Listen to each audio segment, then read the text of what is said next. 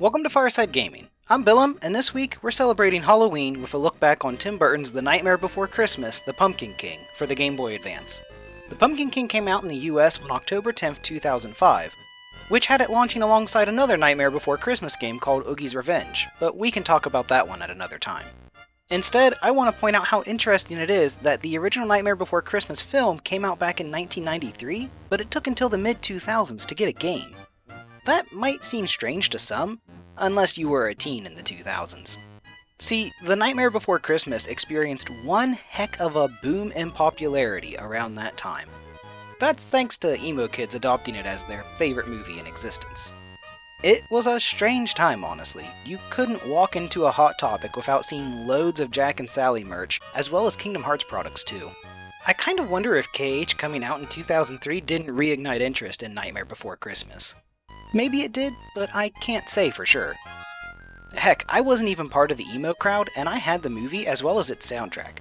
Which was awesome, by the way, because it included covers from Marilyn Manson and Fall Out Boy. And if I'm being honest, I'd rather see those cringy Jack and Sally love posts prevalent in the era than the Joker and Harley Quinn ones that started popping up in the 2010s. Considering that strange renaissance The Nightmare Before Christmas went through, it's not too surprising that Disney capitalized on it with games. We're gonna get into spoiler territory now, but I wouldn't really worry about that too much. The Pumpkin King isn't exactly brimming with a deep narrative. The Pumpkin King serves as a prequel to the Nightmare Before Christmas film. The gist of the story is that Oogie Boogie wants to claim Halloween Town for himself, and Jack has to stop him. This has Lock, Shock, and Barrel causing trouble all through town, as well as Sally being kidnapped by Oogie Boogie. After the introduction, the game drops players off into a platformer with a bit of a Metroidvania influence. That includes collecting new items that allow players to progress further. There's even a bit of backtracking to previous areas to reach new places, as well as extra rewards for doing so. Unfortunately, The Nightmare Before Christmas lacks inspiration. Much of its story has players solving simple problems in the way of threes.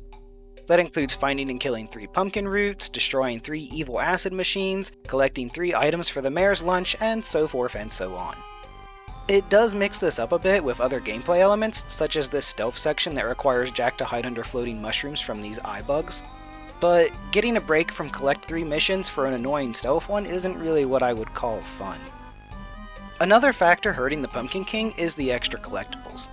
Unlike in most Metroidvanias, the extra items players search out, called pickups, don't do anything for them. They grant no benefit to the player and just waste time. There are shrunken heads to find that increase Jack's life total, but there are only 10 of them in the game, and 6 of them are found just from normal play. Also, there's not much reason to seek out that extra health. The Pumpkin King isn't exactly a difficult game. Most of the bosses are pushovers that players can just brute force their way through. There are a couple of bosses near the end, such as this giant moth and Oogie's first phase, that can give players a little trouble, but not much. Then you've got the final battle against Oogie Boogie, Lock, Shock, and Barrel. I don't think I've ever played a more laid-back final boss in my life. At least, not one that wasn't scripted. It's incredibly easy, and doesn't require players to make much use of the items and abilities they've collected throughout the game. And with Oogie defeated, Jack saves Halloween and Sally, and we also get some not quite subtle winks and nods to the upcoming events of the movie.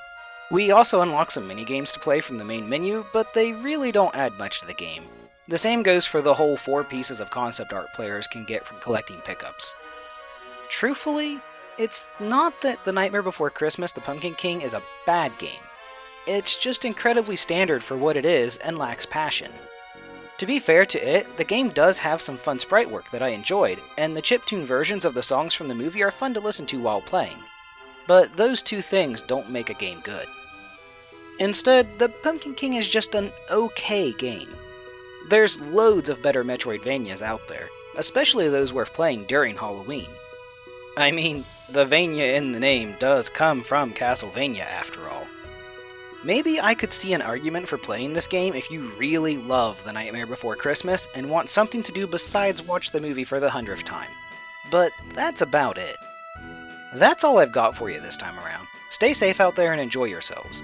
I'd appreciate any likes, comments, or subscriptions you can spare, and I've also got a Twitter at Billum256 if you want to follow me there. And as always, thank you for watching, and take it easy.